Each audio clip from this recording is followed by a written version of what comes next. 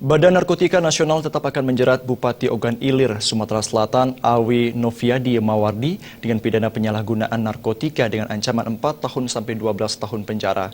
Hal ini dilakukan BNN untuk memberi efek jera bagi pengguna narkoba.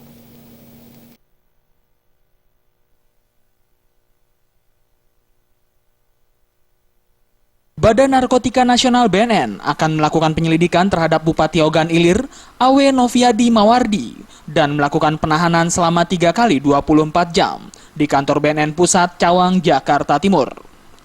Sebelumnya Noviadi telah melakukan tes darah dan rambut di ruang laboratorium BNN dan hasilnya baru dapat diketahui setelah 3 hari kemudian. Jika terbukti menggunakan narkoba, pihak BNN akan tetap menjerat Noviadi dengan pasal 112 Undang-Undang Nomor 35 Tahun 2009 tentang narkotika dengan ancaman hukuman pidana penjara minimal 4 tahun dan maksimal 12 tahun penjara. Menurut Kepala BNN Budi Waseso, hal ini dilakukan karena ada dugaan tersangka merupakan bagian dari jaringan narkoba tersebut. Panutan masyarakat, tapi dia menyalahgunakan narkoba. Ini dalam waktu kurun 3 kali 24 jam kita lakukan pemeriksaan sambil nanti kita lihat hasil asesmen.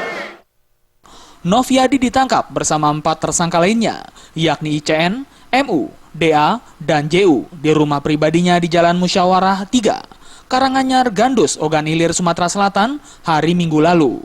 Saat ini kelimanya masih di BNN Pusat guna dilakukan penyelidikan. Noviadi merupakan bupati terpilih hasil pilkada serentak dan baru menjalankan masa tugasnya sebagai bupati sekitar 2 bulan. Dari Jakarta, Tim Liputan melaporkan.